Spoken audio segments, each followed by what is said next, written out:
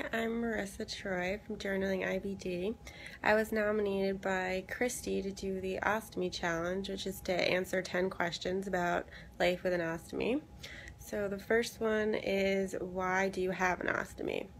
Well, I was diagnosed with ulcerative colitis when I was 13. I tried every medication under the sun to get it under control, and when I finally couldn't, I needed to have my colon removed.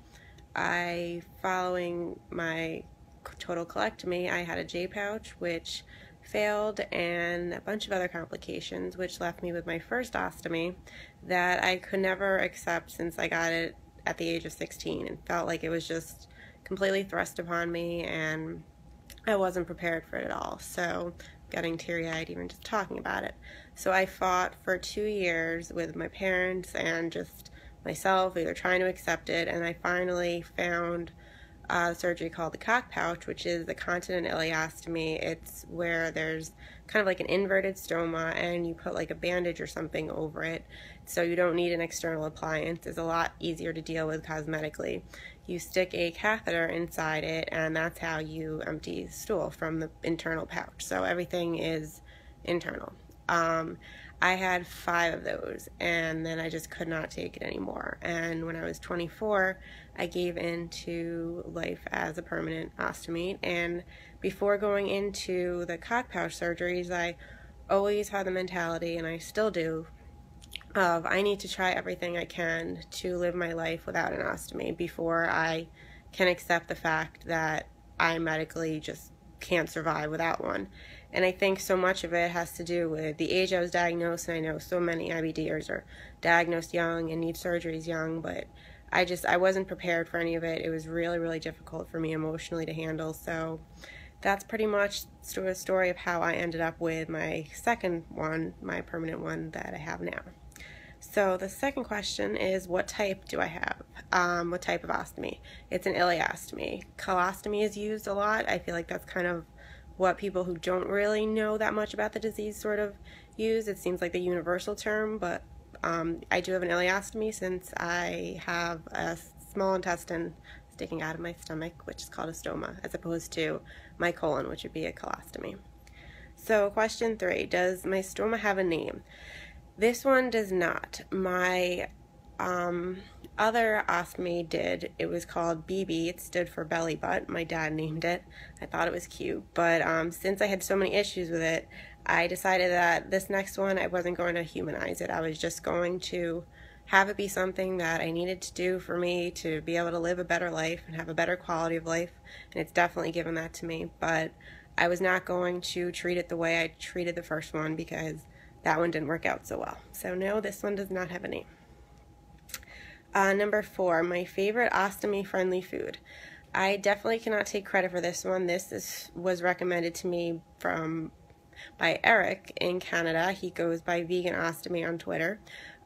It's heated up V8 juice, and that turns into soup. I never ever would have thought to do that.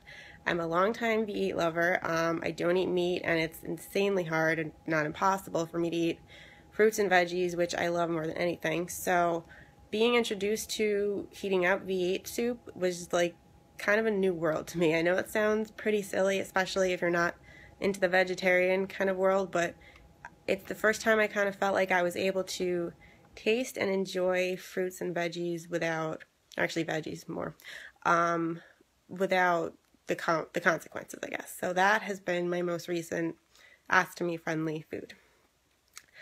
Number 5, what is my favorite ostomy-friendly outfit?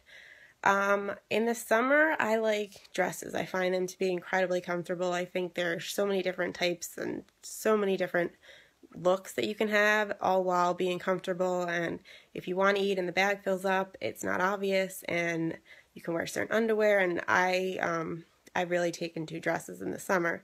In the winter, I like leggings. I wear boots a lot, and long sweaters or longer, just longer, flowier tops. I definitely don't do anything skin tight.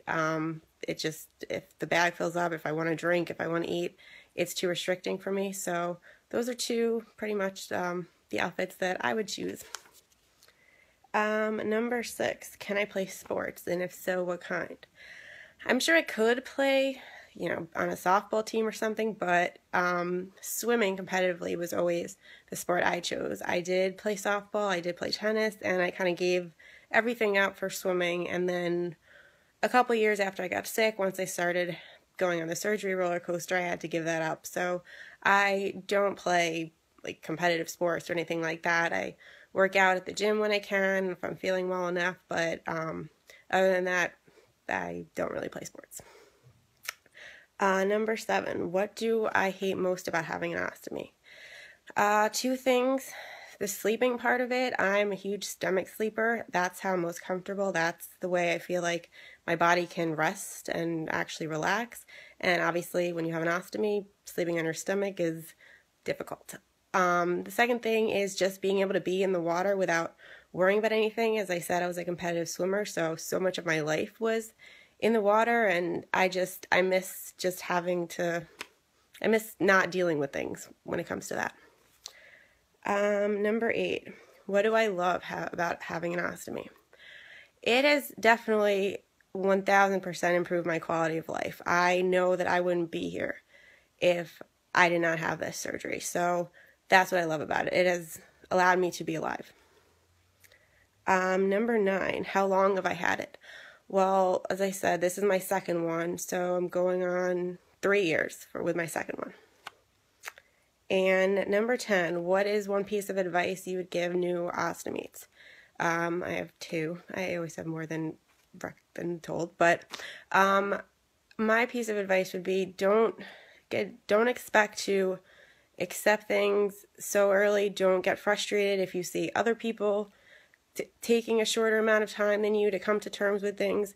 Everything really, really, really happens on your own time, and I know it's easier. It's easy for me to say that, and you could just kind of roll your eyes and think, well, what does she know? Well, I've been there. I really, really get it. It takes a while. You have to be in the right mindset. It's an emotional, life-altering thing. As you can see, my eyes are still tearing. This is also the anniversary of my first ostomy. So I just have a lot of thoughts today. But anyway, second quick piece of advice, and then I will go, is to blow dry your ostomy whenever you after getting it wet. Shower, bath, swimming, anything.